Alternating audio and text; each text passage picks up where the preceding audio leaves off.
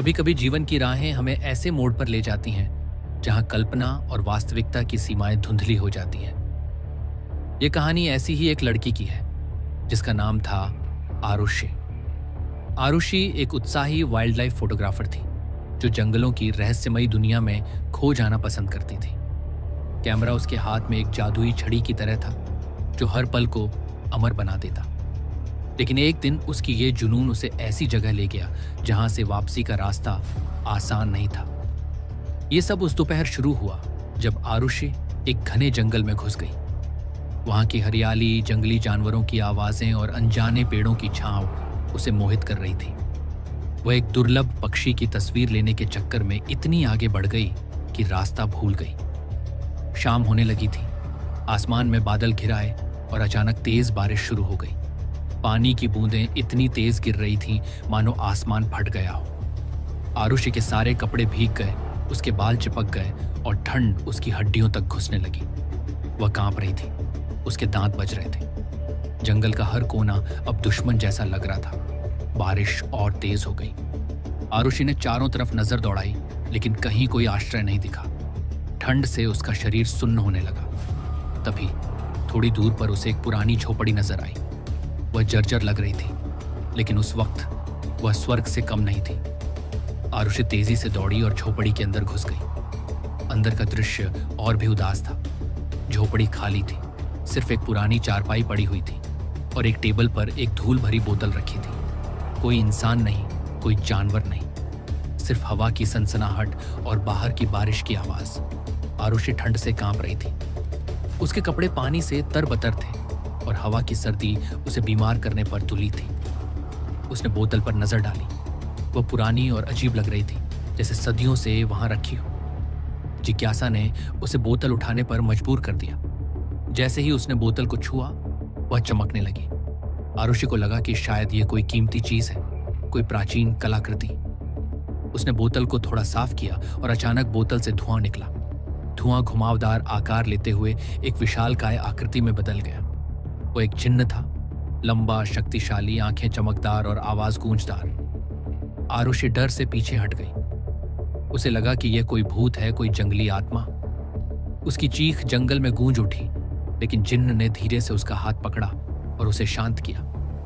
जिन्न ने खुद को नक्पाश समुदाय का जिन्न बताया, जो सदियों से बोतल में कैद था। वह किसी भी इंसान की 2 इच्छाएं पूरी कर सकता था, लेकिन तीसरी इच्छा उसे खुद पूरी करनी पड़ती थी। अगर वह इच्छा पूरी ना हुई तो इंसान को अपनी जान गंवानी पड़ती थी। यह एक सौदा था, इच्छाओं के बदले एक कीमत। आरुषि चौंक गई। वह सोचने लगी कि ऐसा कौन सा जिन्न है जो अपनी इच्छा खुद पूरी नहीं कर सकता और एक इंसान की मदद मांगता है। जिन्न ने बताया कि उसकी तीसरी इच्छा उसकी आज़ादी से जुड़ी है। उसे बोतल से मुक्त होने के लिए इंसान की मदद चाहिए। आरुषि ने ज्यादा न सोचते हुए अपनी पहली इच्छा जताई। उसके कपड़े भीगे थे, ठंड लग रही थी। वह चाहती थी कि जिन्न गर्मी का कोई इंतजाम करे ताकि उसके कपड़े सूख जाएं और ठंड न लगे। जिन्न ने ताली बजाई और झोपड़ी में एक आग जल उठी। लपटें नाचने लगी, गर्मी फैलने लगी। आरुष ने आग के सामने अपने कपड़ों और शरीर को सुखाया।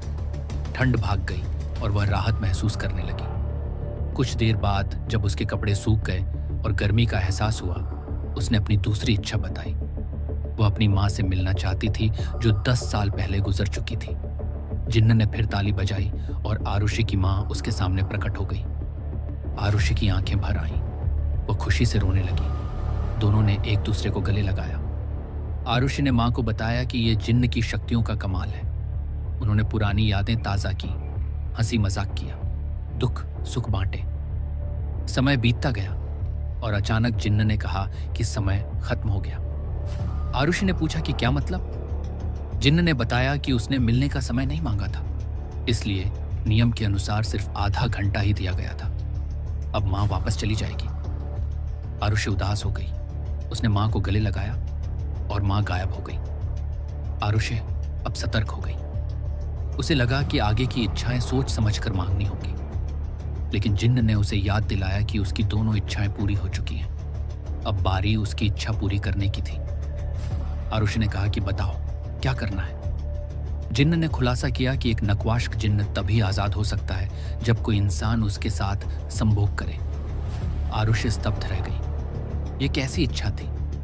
वह कभी ऐसा नहीं कर सकती। जिन्न ने चेतावनी दी कि अगर ऐसा न हुआ तो आरुषि एक दिन के अंदर मर जाएगी। दोनों की जान बचाने के लिए यह जरूरी था। आरुषि ने पूछा कि अगर संभोग किसी इंसान से ही करना है तो वह किसी और से क्यों नहीं कर लेता। जिन्न ने कहा कि जिसकी इच्छाएं पूरी की गई हों उसी के साथ संभोग से आजादी मिलती है। आरुषि ने और पूछा कि अगर उसकी जगह कोई लड़का होता तो क्या वह उसके साथ भी ऐसा करता। जिन्न ने हाँ कहा, क्योंकि उसे सिर्फ आजादी चाहिए, लिंग से कोई फर्क नहीं पड़ता। आरुषि सोचने लगी, शायद जिन्न सच कह रहा है। यह हवस नहीं, आजादी की चाह है, और अब उसकी जिंदगी जिन्न के हाथों में थी। आखिरकार वह सहमत हो गई। पूरी रात वे दोनों संभोग में लिप्त रहे। झोपड़ी की दीवारें उनकी सांसों से गूंज उठी। आरुषि की चीखें जंगल में फैल गईं, लेकिन वहां कोई सुनने वाला नहीं था। रात की गहराई में वे एक दूसरे से लिपटे रहे, जुनून और मजबूरी का मिश्रण। सुबह हुई, सूरज की किरणें झोपड़ी में घुसी। जिन्न अब एक सामान्य इंसान में बदल चुका था। वह खुद को देखकर खुशी से उछल पड़ा। वह आजाद था, सदियों की कैद से मुक्त। आरुषि भी उसे देखकर खुश हुई, लेकिन तभी उसे कुछ अजीब महसूस हुआ। शरीर बदलने लगा और वह खुद एक जिन्न में तब्दील हो गई। आरुषि हैरान हो गई। गुस्से में उसने पूछा कि यह क्या हो रहा है, लेकिन अब इंसान बन चुका जिन्न बोला कि उसे इस बारे में कुछ नहीं पता। वह झोपड़ी से निकलकर चला गया, जंगल में गुम हो गया। आरुषि अब जिन्न बन चुकी थी और वह बोतल में हमेशा के लिए कैद हो गई। असल में जिन्न ने पूरी सच्चाई नहीं बताई थी। जो कोई जिन्न के साथ संभोग करता वह खुद जिन्न बन जाता और पुराना जिन्न इंसान। ये एक धोखा था, आजादी के लिए खेला गया खेल।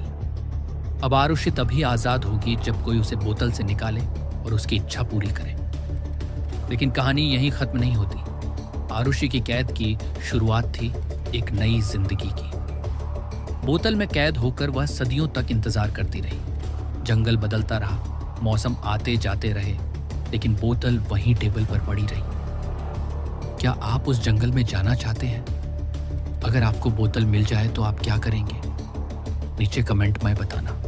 अगर आपको हमारी मेहनत और यह वीडियो पसंद आई तो एक लाइक जरूर करें। ऐसी और बढ़िया बढ़िया वीडियो देखने के लिए हमारे चैनल को करें सब्सक्राइब और कमेंट में बताइए आपको वीडियो कैसी लगी। मिलते हैं अगली वीडियो में, तब तक के लिए बाय।